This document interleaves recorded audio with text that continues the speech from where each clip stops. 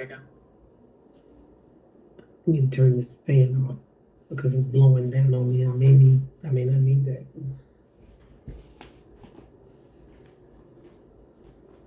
Pretty day out today. Sun was shining into the room. I was excited about um, just being a pretty day and not cold. I feel better than I sound, so just know that. Last night when I went to bed, I was like, just why I had a lot to do and some deadlines I didn't make, and I was trying not to stress out because um, not saying I don't need to catch a consequence for making mistakes, but just trying not to stress out about um, life. And knowing that I hadn't been feeling well coming off the weekend and that I could have made a choice like, I don't know, call in sick like other folks have. And I'm not trying to say I'm trying to be some superhero or anything like that because if I really feel like I need to not go to work, I'm not going to go. But because I doctored on myself over the weekend and the end result was just this, um, like it's not even laryngitis. It's just the stuff that's still kind of hanging around my throat and maybe a little bit in my chest. But it wasn't really enough to make me feel like, oh, I'm just going to not go to work. Especially because in what's happening where I'm working at the school is that there's just so many moving pieces. And for the most part, I have kind of everything stabilized. I never in a million years thought it would take me 16 doggone weeks with the students. But um, I think it's just probably my repetition of trying to speak life into them and just um, give them the structure that they need, accountability, encouragement, working with more and more parents. Gosh, I can look at my phone right now and matter of fact, I was a little late because I was talking, not because of that, because I could have just not talked to this parent, but I was trying to get straight with the parent about, their child being suspended and me telling them, like, I really need your child to get to, not have to do summer school and not have to be retained because of being out. And sometimes just sharing that to the teacher, to the parents as a teacher,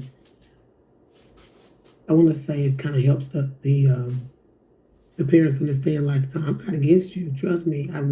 I need your child to be successful, even if they don't know they need to be successful, and you aren't quite sure if they will be successful. Somebody's got to be rooting for them. And yeah, so one, two, today, three, four, five, six, seven,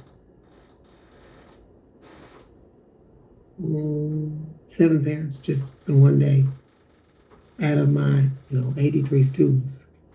I don't know if you look at that percentage, and I could probably go to tomorrow and here goes some more and some repeats. And I guess the reason why I decided to have a topic we call "It's Okay" is because it is okay. It's okay to have a chaotic life for a moment. It's okay to not be doing exactly what you feel you're supposed to be right now. You think in your heart you're supposed to be doing.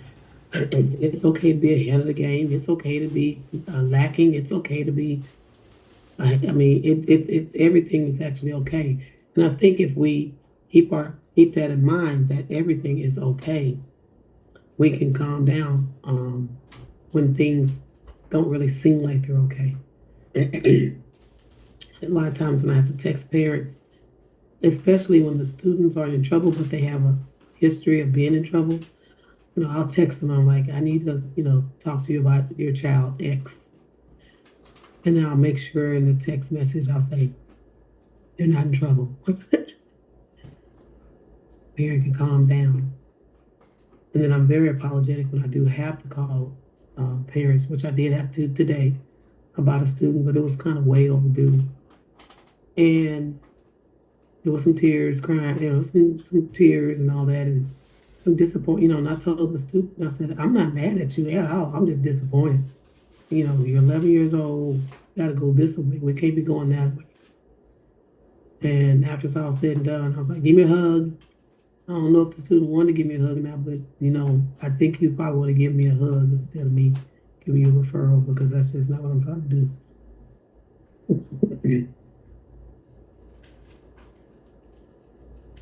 To stay hydrated, keep your throat hydrated. So I'll be drinking the next 20 minutes, drinking water.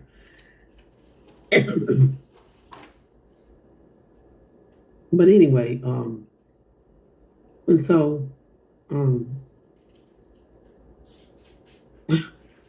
I find myself even telling my own dog, it's okay. Years ago, when Faith was still trying to learn, when to hold your pee and when to hold them, when to fold them. Excuse me. There'd be some times where it was not her fault that she had an accident in the house. My fault. Busy, consumed on the computer, on technology, which she don't like at all. Dogs don't like that. They want attention, and they recognize that technology is taking attention away from them. And I remember I got so busy that she had an accident. And my immediate thought was, look at you. I got hardwood floors, blah, blah, blah.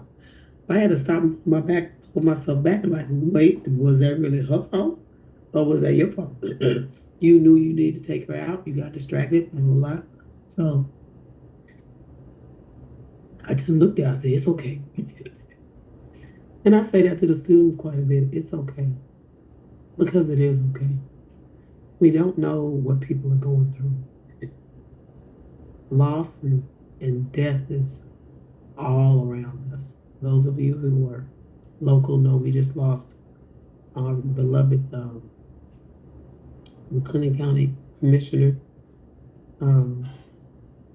Sutton. It wasn't expected. Matter of fact, she was posting just 3 days ago on social media. And it was no different than me losing my line sister. Getting that phone call or seeing that text or that message to someone who whether they're very close to you or not, is here today and gone tomorrow. It starts to make you give pause. At least I would hope it would give us pause, and be reminded that we don't know the day or the hour, and we don't know what God's plan is for our life. But it's okay. I've had this thought before, and I don't wish it on myself, but sometimes I really think, what if I had something that was so terminal that all of the things that I say I want to do, I would just do. They've had movies. I think Queen Latifah and some other people have had movies where they, found out that they're going to have like a life-threatening something, and they've got X amount of days to live.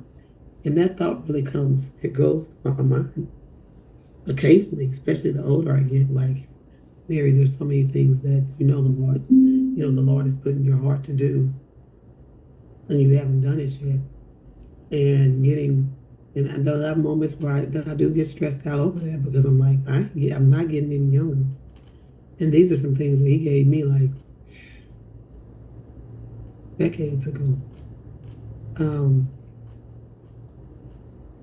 But the scripture does say, but seek ye first the kingdom of God and His righteousness, and all these things will be added unto you. So maybe some of the things that I felt like I should have already gotten done and gotten taken care of, I hadn't really seeked the Lord.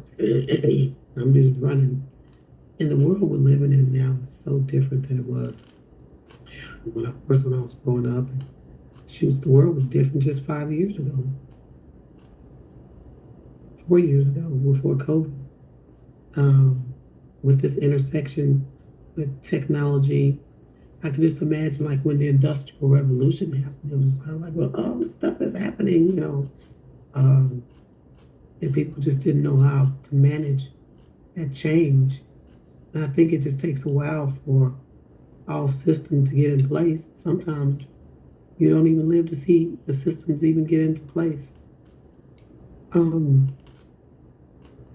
So I was in class as one of the students stayed late to get a test done. So adorable. It's like, you gonna talk about us? You talk about us on live? I said, yeah, I talk about y'all, but I don't say names. I stay away from gender and everything. But the student was so adorable. Was telling me, explaining to me about how they keep getting off task and how they had medicine that they were taking. And at first they were giving me some medicine, and it was the wrong medicine. They thought I had ADHD, but I really got ADD. And right when the student said, I said, you were right. Because I moved over there. Miss Evans, what are you doing? I'm like, focus. But taking those little small moments to just listen and not be so hurried and so rushed. Because God is always around trying to just share things with us if we stop long enough to pay attention. And that's why I thought about it. I said, Lord, what do you want me to talk about tonight? We talked about FAFSA. Y'all got everything y'all need about FAFSA, so look at episode 83. But I think about, like, it's January the 30th. School started for MCC a couple weeks ago. And I think about some of my students who are probably a little jaded right now, especially the first time in college students who came in August and they still didn't understand how to study, and they didn't understand how to take advantage of resources on campus and off campus. Some of them probably didn't know, that your professor, you need to be in communication with your professor. They've struggled with technology, all these types of things.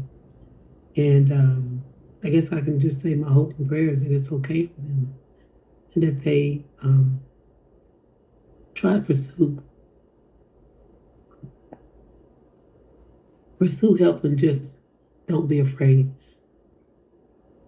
One of the things, excuse me, one of the things that I found with first gen and first time in college students in my men of color, they always publicize these resources and things, but quietly, and usually to the wrong, not to the audience in which the audience that really needs to hear this. When you finally get them in front of you, you're like, we offer this, we offer that, we offer this, we offer that. I didn't know that, but it's in some email.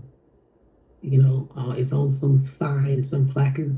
It may be announced, maybe in all this, and there's so much to glean about that I didn't know. When you actually did know, you just didn't take the time to look. I'm notorious for getting some mail, quickly looking through it and seeing a date, but not nailing down that date. Showed up a few things on the wrong date or too early or sometimes too late just because I didn't slow down. Not to beat myself up, but when you start paying attention to like the things that you do that could help you, or the things that you do that hinder you, and then start making those intentional changes, it really makes a difference. Hey, cousin Felicia. Hey, Berlin. I'm just talking about it's okay. We all have different types of personalities and temperaments, and I think about me and the dynamics between my sister and I. When people watch us go back and forth, it just cracks them up, especially when we're bantering. They're like, are they arguing with each other? And we just go back and forth because we, of course, are two separate human beings and we see things completely different. Sometimes we see things the same. But, she is truly who she is and I'm truly who I am. And she knows that I'm quick to say it's okay. And she's quick to say, no, I want to control. I want to micromanage. I don't want to use the word micromanage with my sister. I'm going to use the word micromanage. Yeah, that she wants things a particular way. And can you imagine if Jesus did that to his disciples? Because he picked them, right? Can you imagine he was just hot, all 12 of them. Just, you need to be, you need to be like me. You know, I don't think Jesus was asking us to be like him, but be holy and things of that nature. Because he allowed them to walk in there, whoever they were. Peter was Peter, cutting off ears and cussing out people. You know, Thomas was Thomas, doubting as he could be. And of course, um, Judas was Judas. And something as simple as that, if you think about it, Jesus chose these imperfect people. Jesus, the Son of God, who is God, chose imperfect people to follow him. And then he set out on the path to equip them.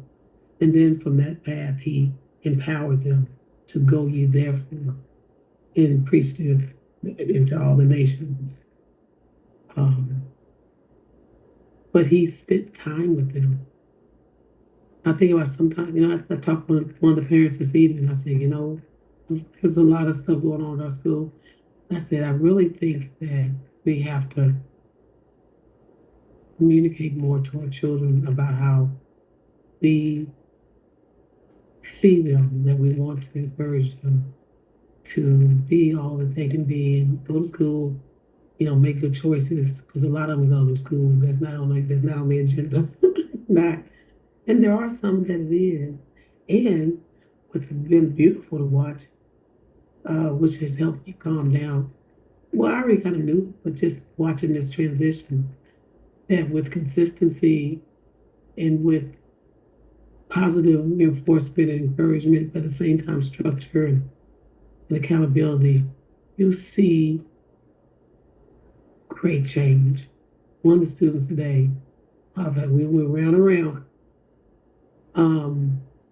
Not quite emotional intelligence, social emotional, all that I knew needed to be worked on. Lots of conversations with the parent conference, over the phone, texting back and forth. And in class today, came in and wanted to know how well they did on the assessment we did.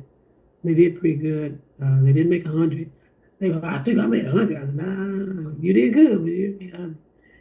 And then I just observed setting off, getting on top. Well, I do my little rewards and incentives for them if they stay on task or do what they're supposed to do.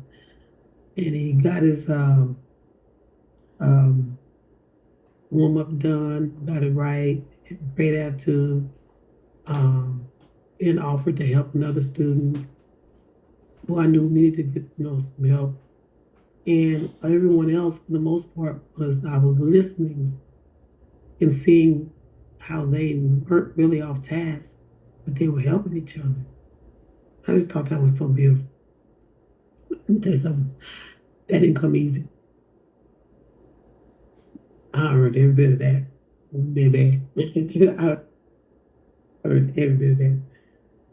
And they know that they're going to be successful because they keep hearing it from me. Now, they do hear me fussing, but now that I've started to record my lessons online, and I got my little, YouTube channel. You got your YouTube channel, Miss Evans. How many people follow you? I said, I just set it up for y'all. So what, 5? I don't know.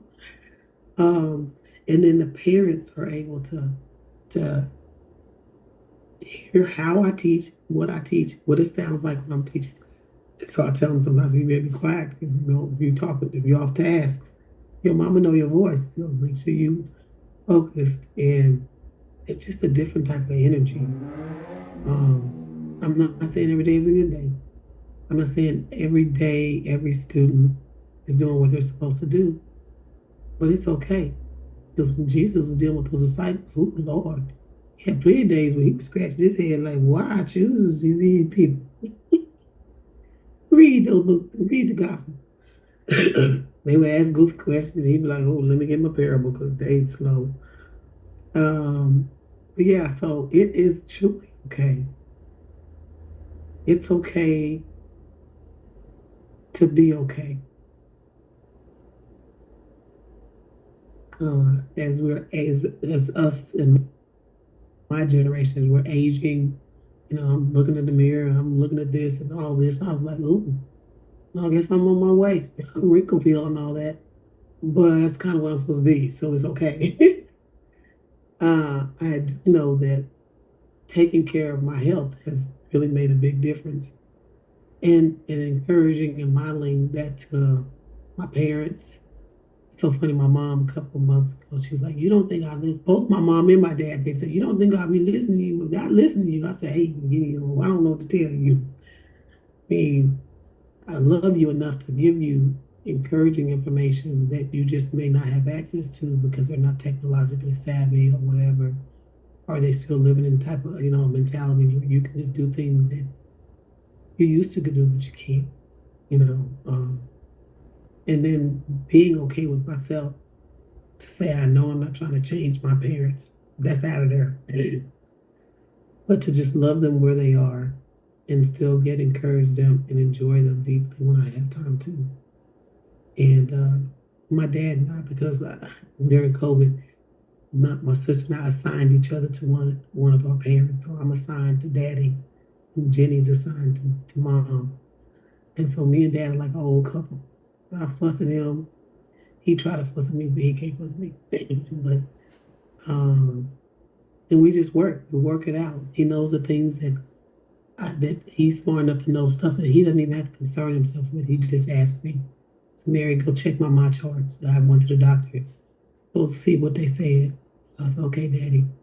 And I pull up because I have all his information. I have access to all his stuff. And so he knows that because he's a smart man, that some of the stuff is obvious to him because the doctor's been having these conversations.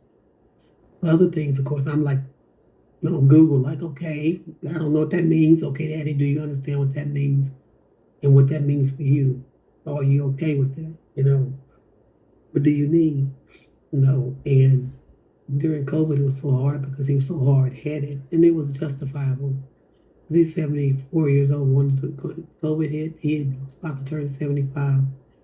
And I wanted to cut off all of his movement because of his comorbidities. He's got his own weight, he's got heart failure, he's got sleep apnea, he's just got a lot of things. And I love my dad. And I was like, no, you're not, I gotta go pay my bills. I said, so it's at that point where I put him on all his bills on electronic. Hey, Monica, how you doing? I put all his bills on his phone. And it's so funny because, a black man won't keep up with his money. So after I put him on the biometrics where he could just touch the phone and see his bank account where his money was, oh, he was happy. Wasn't until I did that till he had a higher level of peace. It's hilarious. And he'll come over and I'm gonna throw this phone. I said, man, you ain't gonna put it on nowhere. You need that phone because you gotta keep up with your money. And so he knows he has smart children. My mom understands it. And dad knows he has smart children. Even my oldest brother who's struggling with drugs, he's still smart. He just happens to have a habit that he's not willing to give up soon. And that's been a blessing. So you just never know when things seem like they're like so off that God just kind of orchestrates things in a way where you sit back and you look and you go, that actually was kind of supposed to happen the way it was. So I'm always using one of my Maryisms, one of my quotes. Everything bad ain't bad. Always in the moment, it stings. Something bad happens. But when the dust settles, and you're able to sit back and reflect a little bit, and you go, that really wasn't that bad. I thought it was bad. It felt bad, but it really wasn't that bad. It actually was good. And one of the examples I love to give is that example of that guy named Jesus. Y'all know him. He, they crucified him. They hung him on a cross. They stretched him wide. He hung his head and then he died. That was pretty bad, wasn't it? But then 3 days later, he got up. He died for you and for me. So it really wasn't that bad. Always in a moment of sting. After the dust settles, you're able to sit back and reflect. You're like, okay, it wasn't that bad. It is okay. And I have to remind myself, one of my other Maryisms I like to say, like when you like giving wise counsel to somebody else and it's really coming from the Lord, it ain't even coming from you. You just flowing. You're like, da, da, da, da, da, da, da. And so I said on more than many occasions, did I hear me what I said?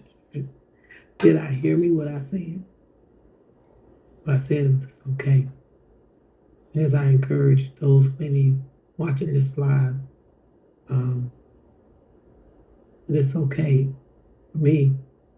It's okay for you. It's okay to have strange relationships with your family. It could be your own, your mama or your daddy or your sister, brother, uh, child, niece, nephew, uncle, aunt, whatever. But it really is okay. Because if we do take it to the Lord in prayer, if we do be slow to speak and quick to listen, if we do forgive quickly, if we do pray without ceasing, if we do give thanks in everything, if we do trust in the Lord with all our heart and lean not to our own bright ideas, it will be okay. It'll be okay. So if there's somebody who you might have aught with right now, just seek God about how, if it's His will for you to reconcile from a distance. Don't do evil, okay? Don't speak evil to people. Bless, not curse.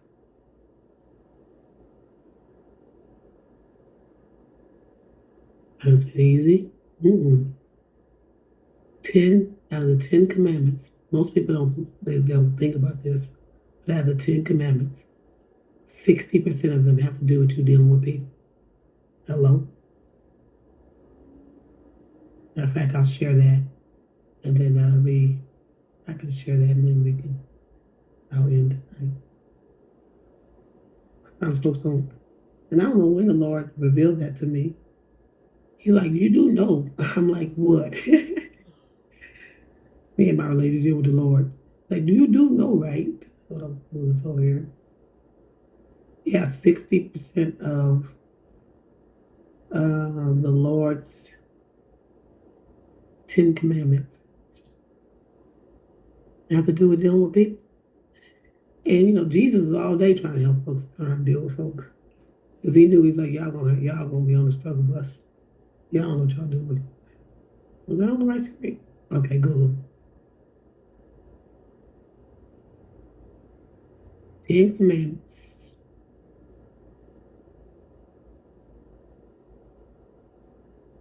In order. I'm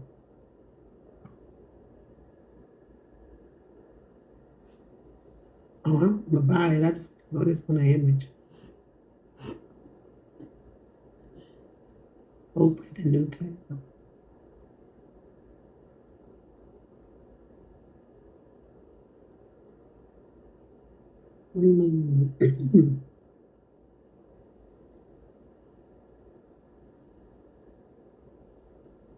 I'm just trying to get it to open by itself.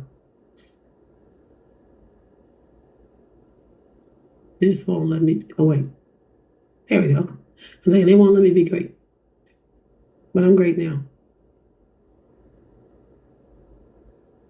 Yeah. So the Lord starts out talking about Him because He the top dog. Okay, so thou shalt have no other gods before me, so that I don't have nothing to do with people. Well, sometimes people make their relationships into gods, but talking about like Buddha and all that kind of stuff. Second one, thou shalt not make unto thee any graven image, no Tower of Babel. Number 3, thou shalt not take thy name of the Lord in vain. See, this is all about Him. And then remember the Sabbath day, keep it holy. That's all about Him. Now we dealing with people. Honor thy father and thy mother. Isn't that interesting? We had all of the commandments he could have given in the 10 one. At least that first one has to deal with people, is honoring your very first neighbor, which is your father or your mother. Which is not always easy, trust me. I mean, more so me and my mom has been like this over the years. Me and my dad we fine. Yeah, my mom was my closest neighbor. She had me at number 6. It's funny, it goes from mom and dad to straight to like, don't be killing people now. That's interesting that that's number 6, because that just to give you an idea that you can get hot. Folks run you hot, you be ready to strangle them or something, choke them out.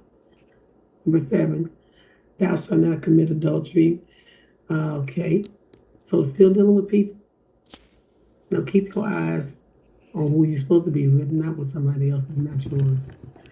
And then because we end up being jealous and envious and covetous, it says don't steal. Want something that other people have. And then number 9, don't be lying on people, because that's part of the gossip. If you church, don't be lying on people.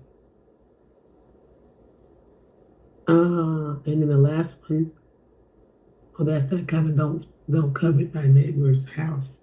That's that being envious. Because I think the Lord knew that we were going to be walking among so many folks, and that your flesh was going to just really lean in and be like, yeah, I want this and I want this, and and I'm gonna lie here, and I'm gonna lie on somebody, all kind of stuff.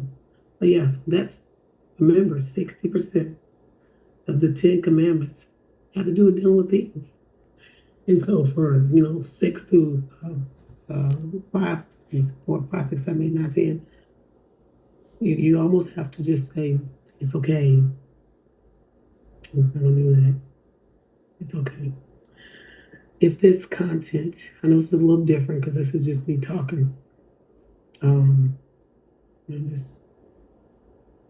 I'll just close out with Miss Nightingale. We go to her video. You want to stay? That's fine too. Let's go over here. I think I'm on the wrong screen.